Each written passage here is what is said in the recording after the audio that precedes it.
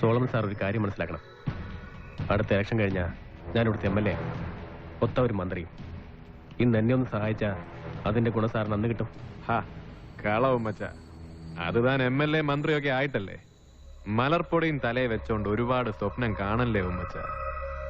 താൻ കാശപ്പ് എത്തിക്കുന്നു പറ. അപ്പൊ കാശ് കിട്ടാതെ കേസ് ഒഴിവാക്കത്തില്ല എന്ന് സാർ തീരുമാനിച്ചു. അതവൻ 5 പരക്കിലെ റബ്ബർ തോട്ടത്തിലുണ്ടെന്ന് വിവരം കിട്ടിയപ്പോഴേ ഞാൻ തീരുമാനിച്ചതല്ലേ. ശരി, കാശ് ഇന്ന് ഞാൻ കൊണ്ടുതരും. മാനം കാക്കാന്നുള്ളത് എന്റെ ആവശ്യമാണല്ലോ. പക്ഷേ 5 എന്നുള്ളൊന്ന് കുറയ്ക്കണം. ഒരു 3 ലക്ഷം ഞാൻ തരും. 3 ലക്ഷം മതി. കാശ് താൻ കോട്ടത്തിലെത്തിക്കേ, ഞാൻ അവിടെ കാണാം.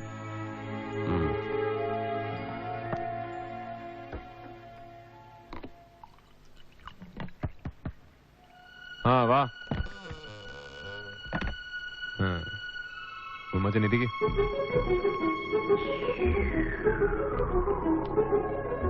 ഒരെണ്ണം ഒഴിക്കട്ടോ ഉമ്മച്ചനെ?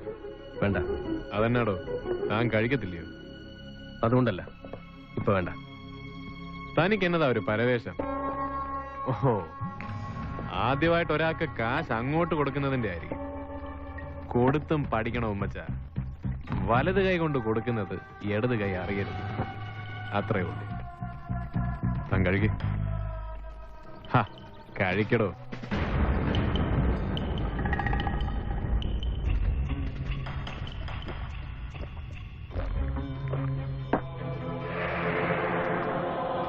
താനിത്തിരി ടെൻഷനില്ല. അത് കള, കാര്യങ്ങൾ കേൾക്കട്ടെ. ക്യാഷ് ഇതിലുണ്ട്. ടെന്നീസിനെ പിള്ളേർ എപ്പോൾ വിടുന്നു പറ. അതിന് ഇവിടുന്നൊരു ഫോൺ വിളിയുടെ കാര്യമല്ലേ ഉള്ളൂ. പക്ഷെ അതിനു മുമ്പ് എനിക്കൊന്ന് ഉറപ്പിക്കണമല്ലോ. കാശേ എണ്ണി നോക്കാം, എന്നിട്ട് വിട്ടാ മതി.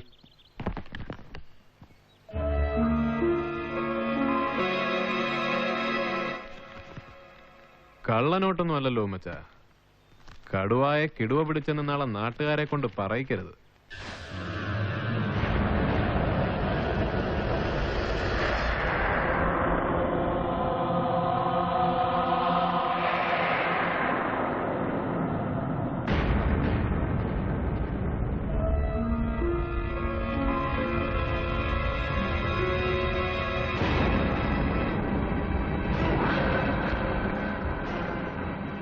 വിജിലൻസുകാരെപ്പോ എത്തുമെന്നാവും മച്ചാ പറഞ്ഞേക്കുന്നേ.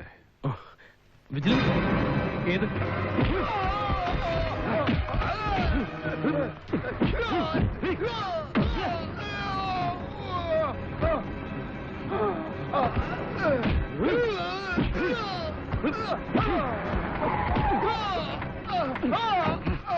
സോളമൻ, എന്താണ് ഇത്?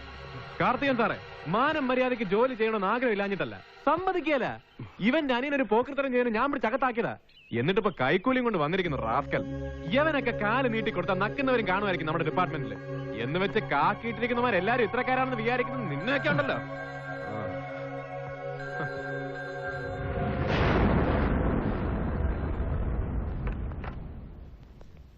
പോലത്തെ ഞാൻ അങ്ങോട്ട് വിളിക്കാതിരിക്കായിരുന്നു. താൻ ഉടനെ ജീപ്പ് എടുത്ത് കോട്ടത്തിലേക്ക് വാ.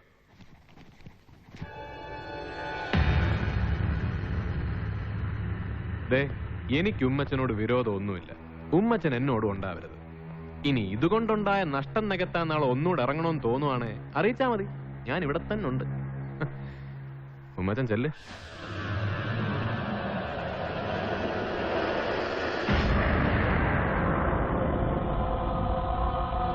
പോടാ.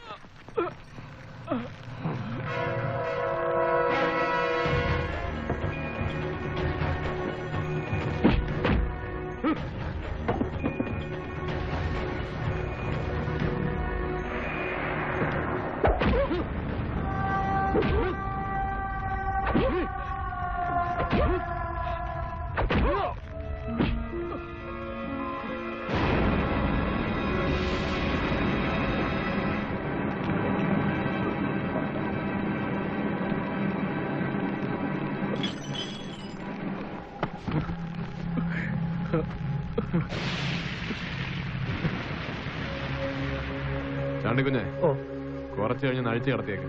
സർ. വെളുപ്പിനെ ഞാൻ വരാം. സർ. രാവിലെ എവിടെന്നെങ്കിലും തപ്പിയെടുത്ത് അറസ്റ്റ് ചെയ്തേ വരാവൂ. ഓ സർ. പൗലോസിനോട് ഞാൻ പറഞ്ഞേക്കാം. സർ.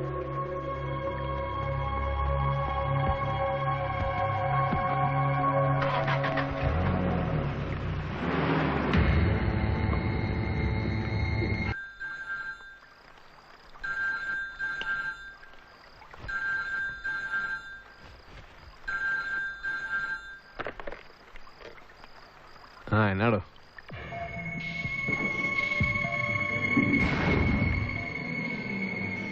താൻ വേറെ ആരും വിളിക്കണ്ട, ഞാൻ എന്താ വരുന്നു.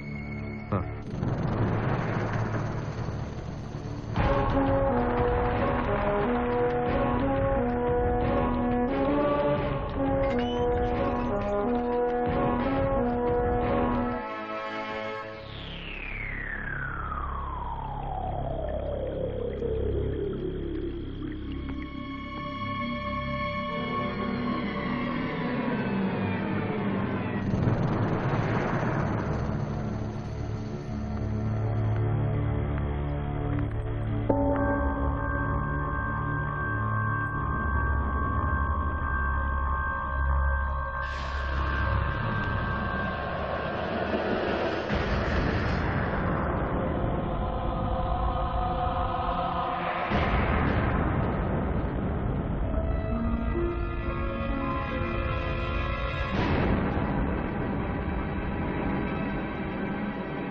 സാറ് പോയതിൻ്റെ പുറകെ ഞാനും മരിച്ച് താഴെ കിടത്തിയായിരുന്നു.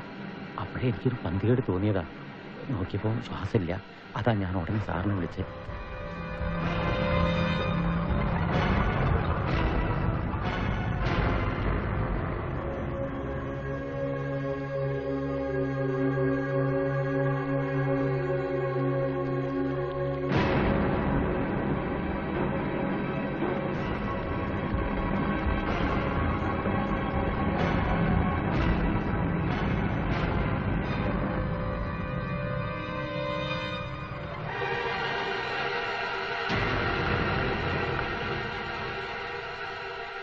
ചാണ്ടിക്കുഞ്ഞെ, സാർ.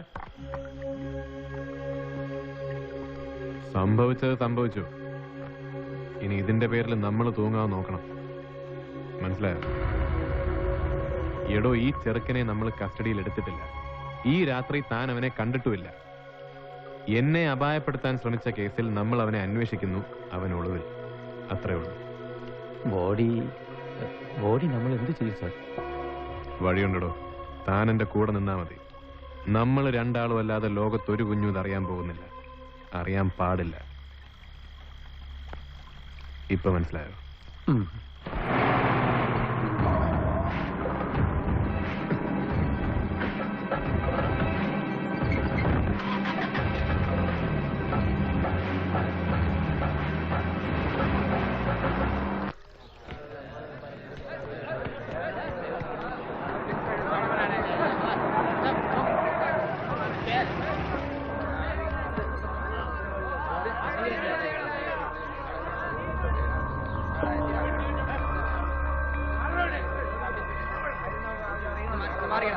വഴിന്ന് മാറോ.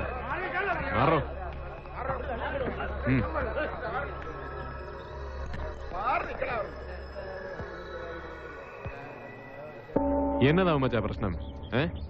ഇന്നലെ രാത്രി ഇയാൾ കസ്റ്റഡിയിലെടുത്ത എന്റെ അനിയനെ എനിക്ക് വിട്ടുകിട്ടണം. അല്ലെങ്കിൽ താൻ അവനെ കോടതിയിൽ ഹാജരാക്കണം. ജാമ്യം ഞാൻ എടുത്തോളാം. ഓ, അത്രേ ഉള്ളു കാര്യം. അവനെ തന്നെയാണോ ഉമ്മച്ച എനിക്കും കിട്ടേണ്ടത്? അവൻ ഒന്നാം പ്രതിയും അവന്റെ കൂട്ടുകാരായ മറ്റു 4 റൗഡികൾ കൂട്ടുപ്രതികളുമായിട്ട് ഈ സ്റ്റേഷനിൽ ഒരു കേസ് രജിസ്റ്റർ ചെയ്തിട്ടുണ്ട്. വെറും കേസല്ല, മർഡർ അറ്റംപ്റ്റ്, വധശ്രമം. അതും സ്ഥലം സബ് ഇൻസ്പെക്ടറെ, അതായത് എന്നെ. അതിനുശേഷം എന്റെ കയ്യിൽ നിന്ന് രക്ഷപ്പെട്ടു പോയ റാസ്കൽസിനെ അന്വേഷിച്ചുകൊണ്ടിരിക്കുകയാണ് ഞങ്ങളും. അവനെ ഞാൻ പൊക്കും. ക്രിമിനൽ കേസ് പ്രതികളെ ഒളിപ്പിച്ചു എന്ന കുറ്റത്തിന് തന്നെ ഞാൻ അകത്താക്കും. കാണണോ അതെനിക്ക്? സോളമ, എന്റെ അനിയന്റെ ജീവൻ കൊണ്ട് താൻ നാടൻ കളിക്കില്ലേ? താൻ ഇന്നലെ രാത്രി അവനെ കസ്റ്റഡിയിലെടുക്കുന്ന അവർ കണ്ടിട്ടുണ്ട്, അവന്റെ കൂട്ടുകാർ. സത്യം പറ സോളമ, താൻ അവനെ എന്ത് ചെയ്തു? എവിടെയെങ്കിലും ഒളിപ്പിച്ചിട്ടുണ്ടോ? അതോ കൊന്നു? എനിക്ക് പറയാനുള്ളത് ഞാൻ പറഞ്ഞു. അവനെ താൻ ഇനി ഏത് പാതാളത്ത് കൊണ്ടുപോയി സൂക്ഷിച്ചാലും ഞങ്ങൾ കണ്ടുപിടിച്ചോളും. തൽക്കാലം താൻ പോ. എല്ലാവരും പിരിഞ്ഞു പോണം. സ്റ്റേഷന് മുമ്പിൽ കൂട്ടം കൊണ്ട് നിൽക്കരുത്. പോണം. സോളമ, ഡെന്നീസിനെ കിട്ടിയില്ലെങ്കിൽ ഹേബിയസ് കോർപ്പസ് കൊണ്ട് ഹൈക്കോടതിയും സുപ്രീം കോടതിയും കയറി ഇറങ്ങാനൊന്നും ഉമ്മച്ച നിൽക്കത്തില്ല. ഞാനൊന്ന് കൈ പൊക്കിയാണ്ടല്ലോ, ഈ കാണുന്ന ജനം തന്നെ കൊണ്ട് പറയിച്ചോളും ഡെന്നീസ് എവിടെയുണ്ടെന്ന്.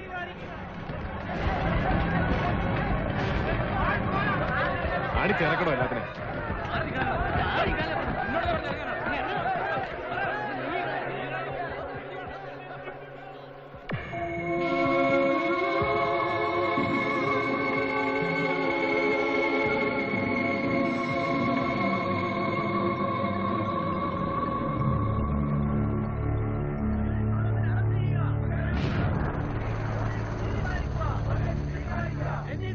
ബഹുജന പ്രക്ഷോഭങ്ങൾക്കും രാഷ്ട്രീയ സമ്മർദ്ദങ്ങൾക്കും ഒടുവിൽ ഒരു പരമ്പരാഗത ഒത്തുതീർപ്പ് ഫോർമുല. ജില്ലാ പോലീസ് സൂപ്രണ്ടിന്റെ വകുപ്പുതല അന്വേഷണത്തിൽ പ്രഥമദൃഷ്ട്യാ കുറ്റക്കാരനെന്ന് കണ്ടെത്തിയ സബ് ഇൻസ്പെക്ടറെ സ്ഥലം മാറ്റാൻ ഉത്തരവാകുന്നു. സർവീസിലെ 9ാം വർഷത്തിൽ 14ാമത്തെ സ്ഥലം മാറ്റത്തിനുള്ള ഉത്തരവും തന്റെ മേലധികാരിയിൽ നിന്ന് വിധേയപൂർവ്വം കൈപ്പറ്റുന്നു സബ് ഇൻസ്പെക്ടർ സോളമൻ.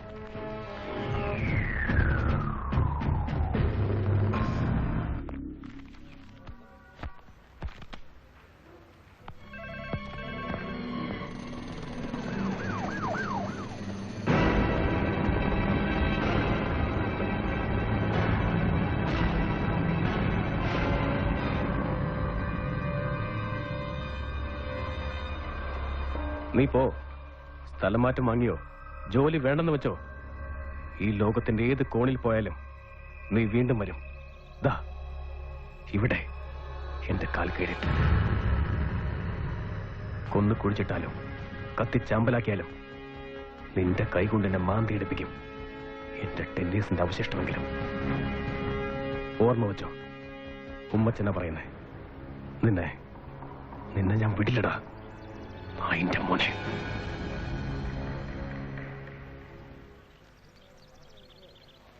നീ ഒലത്തും. അവനെ കുഴിച്ചിട്ടോ കത്തിച്ചു കളഞ്ഞോ എന്നതൊക്കെ മറന്നേക്കാം. അതെന്തായാലും ഈ സോളമന്റെ ഒരു രോമം തൊടണമെങ്കിൽ ഉമ്മച്ച നീയൊക്കെ ഇനിയും ജനിക്കണം 36 ജന്മം. ഇത് SP ഓഫീസായിപ്പോയി. എല്ലാവരും ചവിട്ടി പരുപ്പെടുത്തേനെ ഞാൻ. Bastard.